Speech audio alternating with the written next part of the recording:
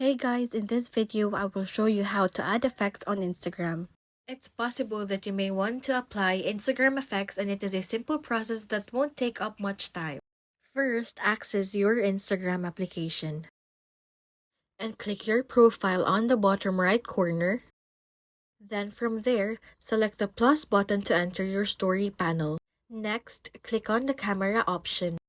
And on this story panel, access the effects panel on the side to start using them. You can scroll through them and select any effect you prefer.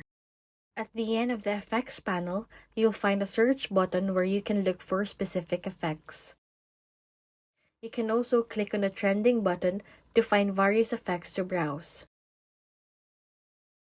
Once done, click next to post it wherever you like.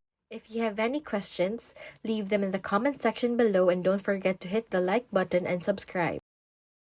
Thanks for watching, and I'll see you in the next one.